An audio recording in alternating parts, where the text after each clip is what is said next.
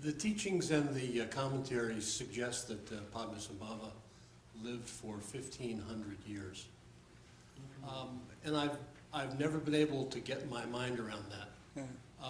Are there other ways of thinking about what life means? Are there alternatives to the birth, living, and death cycle for 1,500 years that we should be aware of or thinking of to better comprehend that? Okay, I try to that. I mean, this is true. Guru Padmasambhava is 1,500 years after he came to Tibet.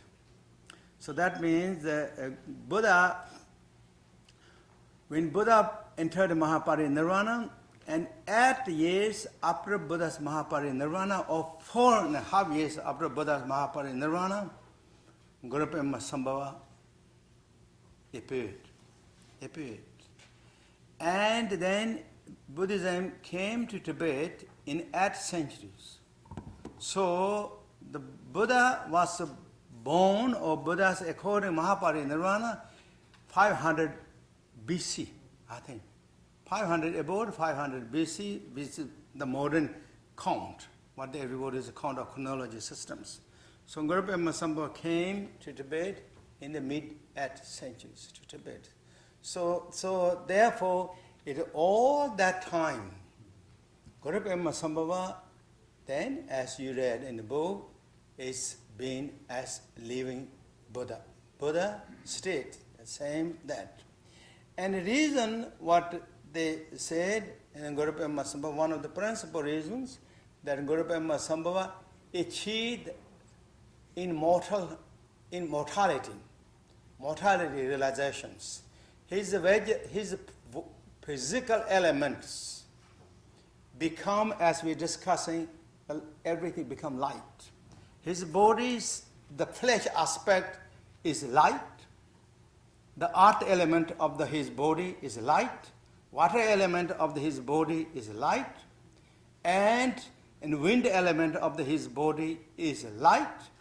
And then as well as Sachome. And fire aspect of his element is light. And then wisdom mind aspect of his mind element is also, of course, wisdom status. So all become enlightened status. And therefore, Tsewang as Yalitamaku. So therefore, the majority of the roughly 5 elements are transcendented totally into 5 wisdom status. 5 wisdom status. So the molecule, in a way, molecule, for Guru Padmasambhava, molecule is changed. Really changed. Molecules, right? Molecule and atoms is for him. He changed, shaped. So it's all molecule of the primordial wisdoms. And then he also, and he also transcendented. Already, of course, enlightened beings. He is born as an incarnation of Buddha, emanation of Buddha Shakya, Amitabha. But he also transcendented in his lifetime all the 3 emotions. Already transcendented. Attachment, anger, and ignorance. That completely transcendent. So it's become totally wisdom status. Therefore, his molecules changed, his atoms are changed, therefore his physical change, and therefore he don't have to go the normal transitory situation of as we duality beings mostly goes. And that happened to many great beings, those who are overpower their own dualities. They did, as in Buddhism there are so many stories, and all the different religions, they have so many different stories that they changed, really can change. In the normal conceptual level, how they can do that? For example, is renowned stories in Christianity too. When after Christ is crucified, They say it's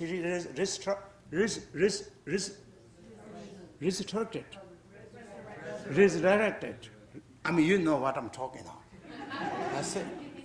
I mean, how normal person can do everything. If we have to follow according to our rule, our duality rule, I don't think he can do. How he can do that? That is must be something different. There is this, I mean, it's true, there is something, another dimension to discover than the dimension where we are. We are. These great beings are discovered that dimension. And for that reason, as always I talk, these great beings can walk in the water. It's true, really said. I never saw that, but I believe, I see the logic here, that when you change the molecules and the systems of this, you walk on the water, or you walk in the air. Here. And as I said the other day, they made footprint, handprint, body print on the solid rock. And how? We see that. I saw myself. Really, I saw. If you go in Tibet, you will see many of those. But how they can do? How they did? That means there is something, there is another window to do something. This all indicating this is the what is not is just this is. There is something more to discover. There. Truly that is what it is. And then there's so many other stories. Beautiful things. I mean, one after another they talk. This truly, those all this. So therefore, even it's like, for example, in a teaching, Guru Padmasambhava said, after 1,500, I came to Tibet, he said. I will stay in Tibet 112 years, then I will leave. Said. Of course, it's one way as we're talking, is it very, very kind of unbelievable. It's kind of very difficult to believe. But there is definitely something to more discover. There is something behind our duality frames, our vision frame, our knowledge frame, and our capability frame. These few beings made that discover, made that penetrate the holes, and we see some of those truly. So therefore, above, and so that's what I can tell. And this so Guru Padmasambhava came to at century. I said he said he will stay 112 he stays in Tibet, but that generally all that count as like 1 year as 2 years, and that's what the teaching said. So because in ancient time in India, or even now they do too, each like according to lunar cycle, the full moon from the day 1 to the full moon is 1 month, so they're waxing and waning as like 2 months. So our 12 month, 30 day, they make that as because the lunar circle as 24 per month. So therefore is count as 1 year as 2 years. Yes. May I just say that that's the best and clearest analysis I have ever heard. So thank you so much. Also kind. Thank you. Thank you. Thank you.